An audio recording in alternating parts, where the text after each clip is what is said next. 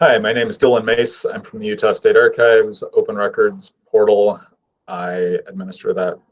Also, today I'll be speaking about the public notice website as well as the Open Records portal. So here we go. I'm going to start off with the public notice website, of which I'm not an expert, but I'm pretending to be one today. And the public policy declaration, this is the reason why the public notice website exists, comes from Utah Code 524102, where the legislature declares that the state, its agencies, and political subdivisions exist to conduct the people's business.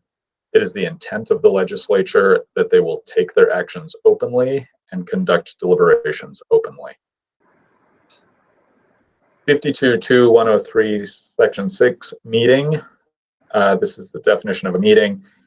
It means the convening of a public body or a specified body with a quorum present or an executive session to discuss, receive comments from the public, take action on a matter over which the body has jurisdiction or advisory power. Meeting does not mean a chance or social gathering. A public body means any administrative, advisory, executive, or legislative body of the state or its political subdivisions that is created by the Utah Constitution, ordinance, or resolution, consists of two or more persons, expends, disperses, or is supported in whole or part by tax revenue, and is vested with authority to make decisions about the public's business. A specified body means an administrative, advisory, executive, or legislative body that is not a public body, consists of three or more members, includes at least one member whose classification is the process of identifying the access rights based on the content of the record, and records must be classified in response to a grandma request. Designation is the process of determining what the primary classification would be in review of a record series as a whole. The presiding officer of each public body ensures that the public body receive annual training on the requirements of the Open and Public Meetings Act. A public body shall give at least 24 hours public notice of each meeting. The public notice required shall include the meeting agenda, date, time, and place. In addition to providing notice of each meeting, a public body that holds regular meetings that are scheduled in advance shall annually give public notice of its annual meeting schedule.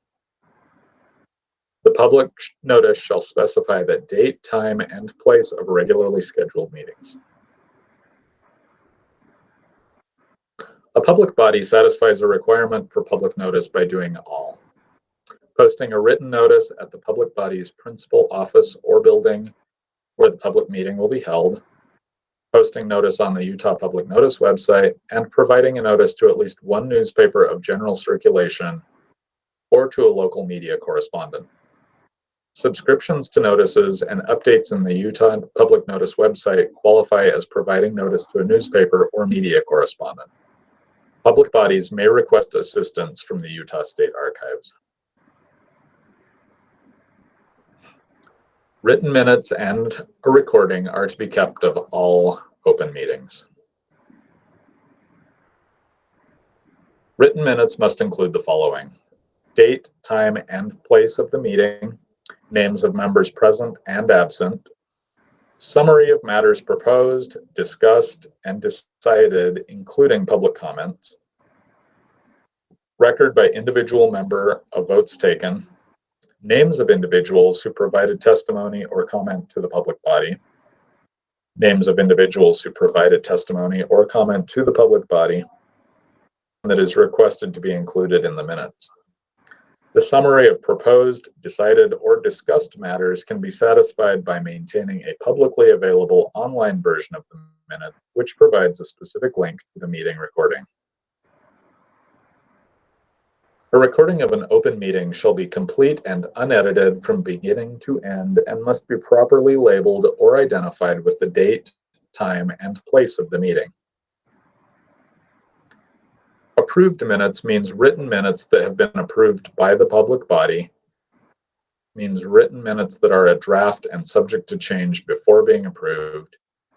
And specified local public body means a legislative body of a county, city, town, or metro township. Pending minutes, approved minutes, and recordings are all public records under GRAMA. Pending minutes shall contain clear identification that they have not yet been approved. Specified local public body must, within 3 business days after the meeting, make an audio recording of the meeting available to the public for listening. Within 30 days after the meeting, make pending minutes available to the public. And within 3 business days after minutes are approved, post and make a copy available to the public along with any public materials distributed at the meeting. Body that is not a specified local public body must, within 3 business days after the meeting, make an audio recording of the meeting available to the public for listening. Within a reasonable time after the meeting, make pending minutes available to the public. And within 3 business days after minutes are approved, make a copy of the minutes available to the public. Minutes or recordings of an open meeting that are required to be retained permanently shall be maintained in or converted to a format that meets long-term record storage requirements. All of the same minute keeping and record maintenance requirements apply, except that the records of closed meetings are protected under GRAMA and public access is not provided. The Utah Public Notice website is administered by the Division of Archives and Records Service. It is provided to assist the public to find posted public information, public notices, minutes, and audio recordings. The Utah Public Notice website shall allow a public body to easily post public information and contact information.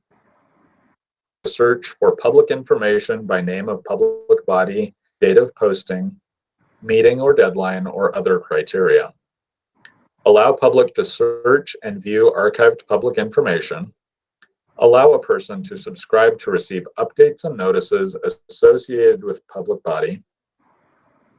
Accessible from utah.gov. Have a unique and simple website address. Include other links and functionality that will assist the public in obtaining, reviewing the public information posted on the website. The State Archives shall be responsible for establishing and maintaining the website.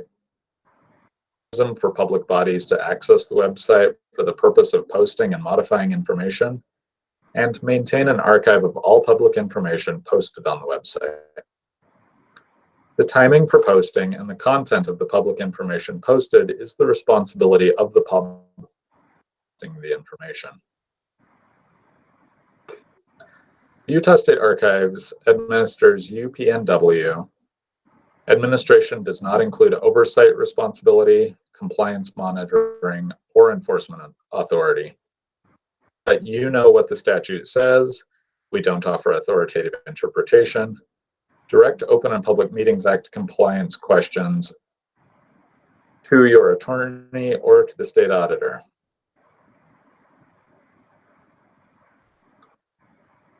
What can I do if my county, city, or town isn't posting notices properly? Is designed to allow users to be self-sufficient, perform most functions on their own without the need to contact the administrator. Create new UPNW accounts. Utah ID is separate, and new user orientation. In-depth training, citations from UMCA, CURA, UASD, etc. And online resources, comprehensive manual, quick guide, and helpful questions and answers.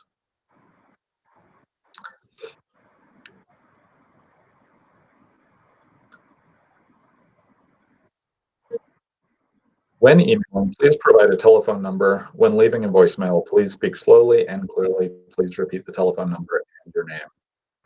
So here's the public notice website for those of you who, for whatever reason, may not be familiar with it.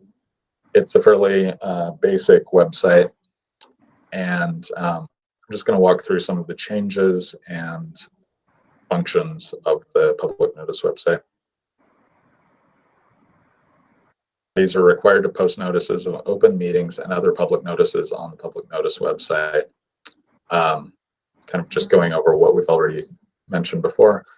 Public notice informs the general public of government or government-related activities which may concern their local area, municipality, county, or state. Publishing the website are in Utah Code 63F1701. So if you want to learn more about public notice statutes, that would be an excellent place to start. And the Utah Public Notice website offers greater accessibility to public meetings and notice information. It's a central source for public notice information statewide. It has a standardized format for publishing, access to public meeting minutes, and subscription services through email notification or RSS feed. For longtime users of the Public Notice website have exciting updates. Those of you who have been using the Public Notice website for quite a while may get very excited about some of these. And so we'll go through these right now so you can learn what updates. Had a few glitches recently with the updates, and this is the prize at the end of that. So we have an enhanced search feature which allows searching for an agency by name, eliminating the need of knowing the agency hierarchy for a while, because not everyone knows which agencies are actually officially over a public body that is posting in here. So now if you just know the name of the public body, you can go looking for it. But the problem there, and this mostly is just an issue with cities and towns. Cities and towns have listed their their city council as just city council. And so if you have only listed your city council as city council instead of your town city council, so for instance, I don't know whether Centerville is actually what they've done. They would want to, for instance, they would want to say Centerville City Council instead of just entering it into the system as city council. That way the public can find it more easily. And bright red arrow shows where that new search feature is located. And for instance, the State Records Committee that is administered by the state, it is housed in archives under DAS. The public may not know that, so now they can just go in and committee and find that. For longtime users, also the addition of Load Older Notices button allows searchers to go back beyond the 6-month default. Previously, if you looked up an entity that had posted meeting agendas, what have you, some of those actually did not meet more than yearly. So because it had a 6-month default, you'd look that up and there'd be nothing listed. This addresses that issue. And if you don't find what you need, it's further in the past, just click on the Load Older Notices and you'll be able to see more of those historical documents. And like the other screen, you can see this.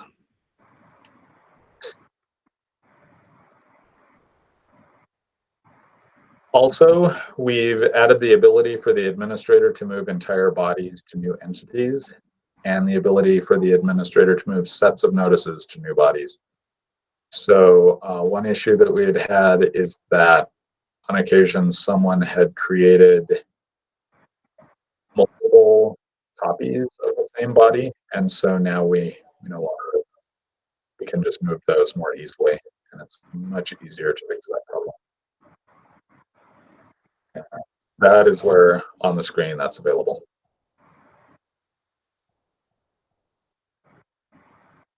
Before, there was a 5-minute security timeout, which was extremely frustrating to many people using the website. That's been increased to 15 minutes of 3 times as much time to get the minutes or whatever records posted. So that should be very useful. There are instant email confirmations for subscribers. And there's a 200 megabyte limit now enforced, and a better error handling to let users know when their files are too large instead of a temporary down error page. Previously, if someone had been trying to post a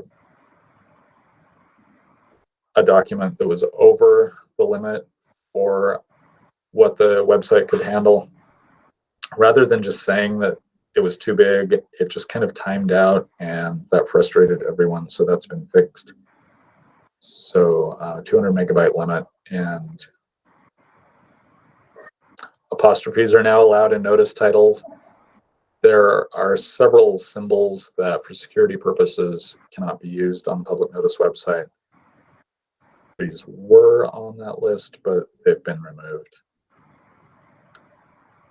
Owner search now available for administrative users to find the owner of their entity. And here is that.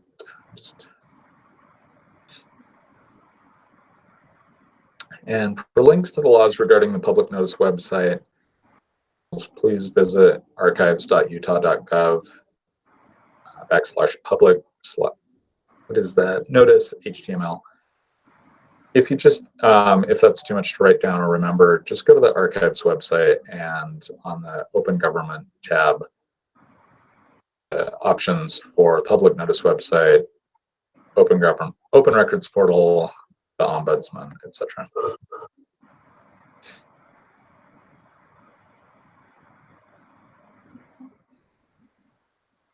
So approved meetings are not posted separately. Minutes are attached to the corresponding notice, i.e. the January meeting minutes are approved at the February meeting, but are attached to the January meeting notice. Do not create a separate notice solely for minutes. Create one body for notices and a separate body for minutes. Don't do that. And do not link to minutes which have been posted to an agency website.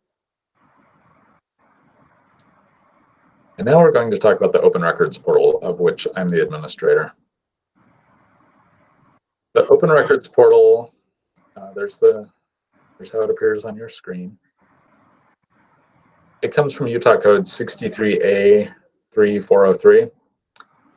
The department shall, in consultation with the board and as funding allows, modify the information website described in subsection 10 so that it includes executive agencies, school districts, charter schools, public transit districts, counties, municipalities, local districts, special service districts,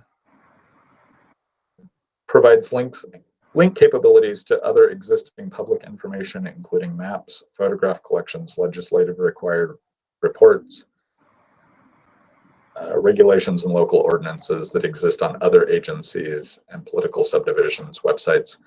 That has been difficult to make happen due to some of the limitations of the Open Records Portal, but I'm hopeful that we're going to have some change in that very soon. So that's in development. Just a walkthrough on how to kind of use the Open Records Portal. The next few screens are the process of that and how to log in. UMD login. If you post to the public notice website, you can use those same login credentials and use an email address that is not shared with anyone else in your agency. And click on dashboard to view upcoming events, records requests, etc. To view a request, you want to scroll the mouse over that and then click on the request. And to view the completed requests, you need to go over to the advanced search tab. It's the little blue letters on the right-hand side. It defaults to only show open requests, but if you need to see some of the closed requests, you choose no on that open requests, only open requests option, and then apply filter, and you'll be able to see all of the requests that have been made to you. So you can print the request, and if you want to respond to it outside the portal, that you're replying to the requester with is too large, then you can reply outside the portal. You can mail it to them. You can email it to them.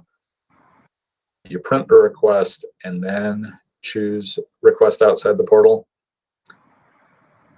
And show request portions, statuses, and due dates. You can select which portion of the requests to view and respond to, such as the fee waiver request, expedited request, etc. And section 3 on the screen there, you can change the records officers. Some agencies have one records officer and that's it. Others have a dozen. So if one person is in charge of a certain record that's been requested, you can assign that to them.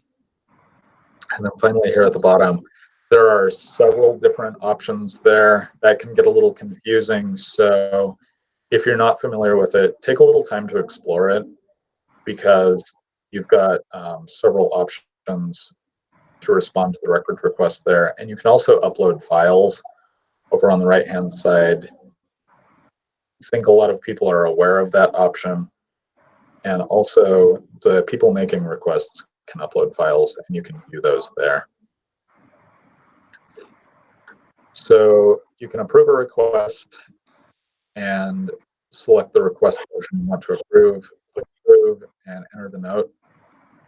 Gigabyte limit to the file size through the Open Records portal.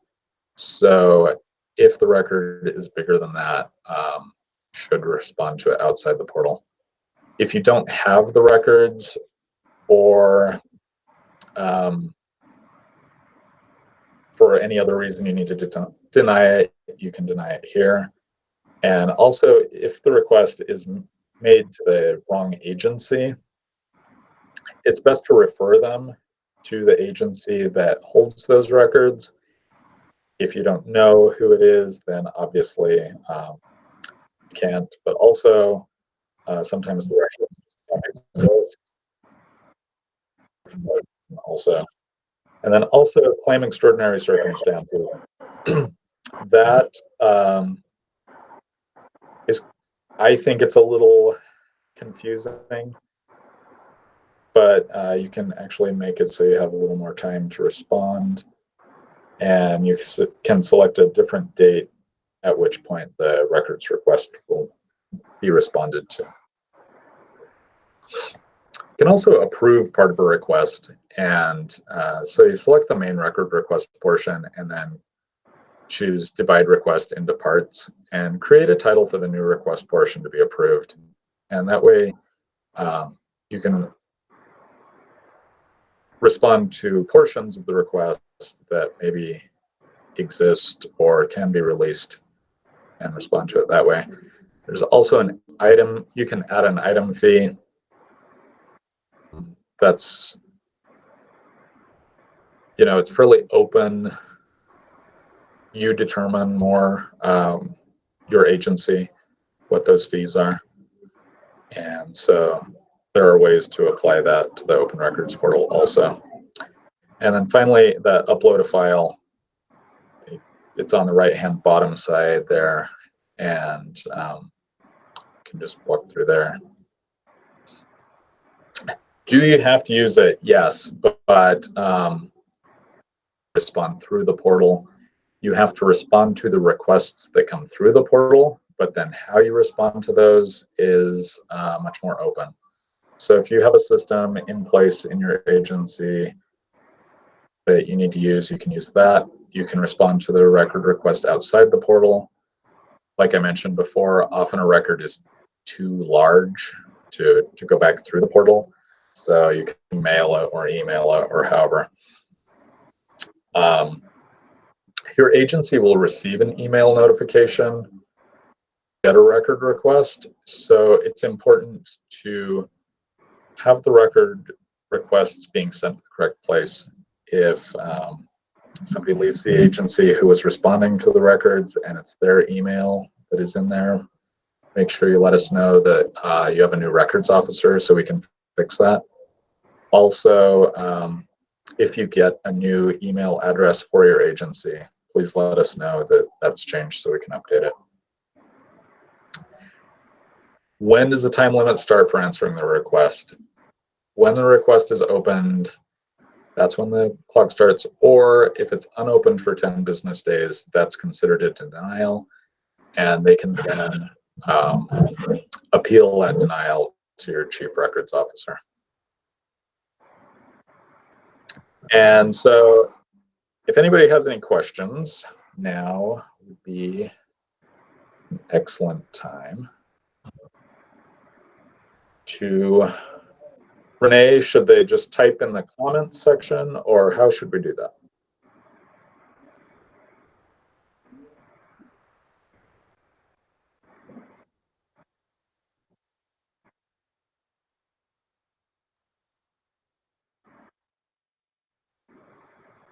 And I'm here, I can answer Open Records Portal questions. I am covering for Glenn right now, so I'll do my best to answer public notice website questions. And if you have any ombudsman questions, Rosemary is also available, I believe. So we can step in and answer any questions you might have.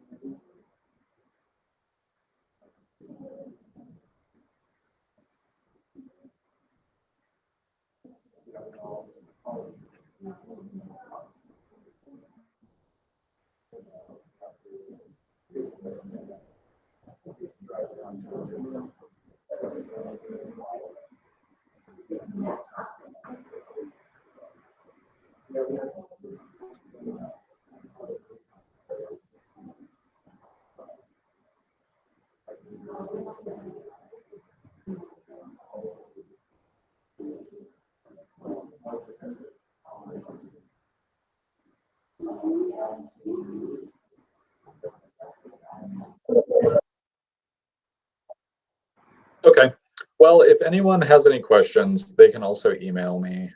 My email address is dylanmace, DYLANMACE, at utah.gov, and I'll get back to you as quickly as possible with any questions that you email me as well.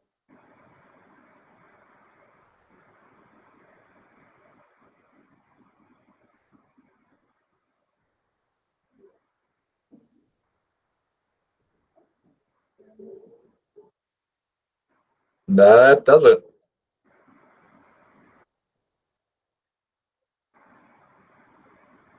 Thank you.